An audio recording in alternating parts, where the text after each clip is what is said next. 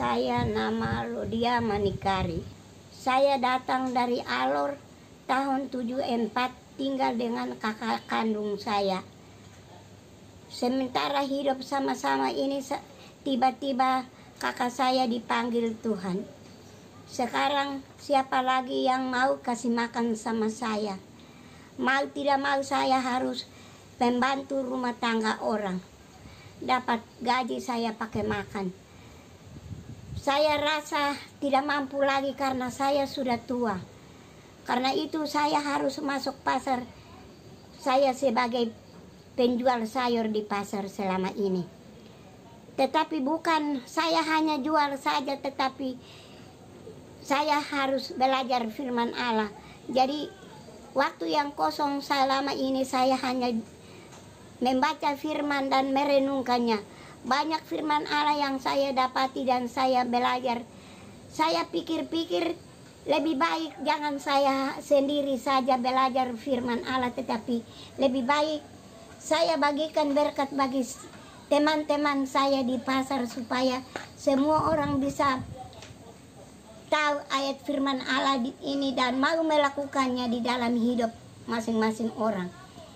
Terus saya bikin renungan, saya mau bagikan teman-teman saya, belum pergi bagikan, tetapi anak saya tiba-tiba datang, selamat Natal di saya punya rumah.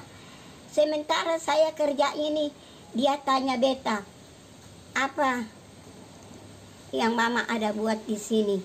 Saya bilang saya ada buat renungan karena ayat firman yang saya baca ini jangan saya sendiri tahu, tetapi saya mau bagikan teman-teman saya di pasar. Coba mama baca, saya dengar.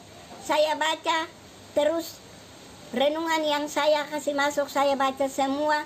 Anak saya mungkin dia mau harus kasih masuk di dalam Facebook. Maka dari itu sekarang saya bicara di dalam Facebook ini, saudara pendengar, dengar saya baca saya punya renungan yang saya sudah susun sesuai dengan firman yang ada. Tema: Tuhan adalah baik bagi orang yang berharap kepadanya, bagi jiwa yang mencari Dia. Ratapan 3 ayat 25. Oleh sebab itu mari kita belajar ayat firman Allah ini.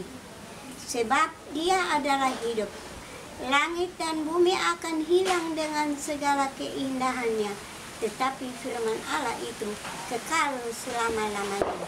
Barang siapa mentaati firman-Nya dan mau melakukannya itu di dalam hidupnya, maka dia selalu diberkati Allah.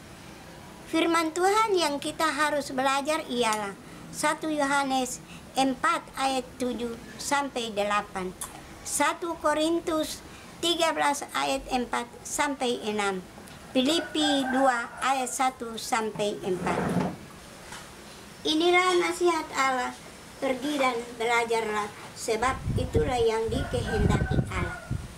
Diberkatilah orang yang mengandalkan Tuhan, yang menaruh harapannya pada Tuhan. Baca Yeremia 17 ayat 7. Siapa meremehkan firman, ia akan menanggung akibatnya. Tetapi siapa taat kepada perintah akan menerima balasan. Baca Amsal 13 ayat 13. Siapa berpegang pada perintah memelihara nyawanya, tetapi siapa menghina firman akan mati. Baca Amsal 19 ayat 16. Oleh sebab itu, mari kita taat kepada Allah dan mau hidup menurut kehendak Allah. Kita harus mengasihi dan berbelas kasih kepada sesama kita sesuai dengan ayat firman Allah yang kita belajar. Belas kasih tidak berdiam diri melihat orang yang membutuhkannya. Belas kasih berarti mau terlibat dalam penderitaan orang lain karena tak kuasanya meninggalkannya. Belas kasih timbul dari hati yang terarah pada Allah dan juga kepada sesama kita. Baca Matius 22 ayat 35. sampai 40. Tuhan Yesus yang telah memberi teladan belas kasih, yang memberi perintah, pergi dan perbuatlah demikian. Oleh sebab itu saudaraku yang diberkati dan dikasihi Tuhan, mari kita buat baik untuk menyenangkan hati Allah, serta berbagi kasih kepada sesama kita yang membutuhkannya. Kita harus hidup dalam damai dan kita kerjakan keselamatan kita dengan berbuat baik. Sebab orang yang suka buat baik itu, dia adalah sahabat Allah yang baik. Tetapi orang-orang yang suka berkelahi dengan sesama kita, Alkitab surat Yakobus mencatat bahwa mereka itu adalah musuh Allah.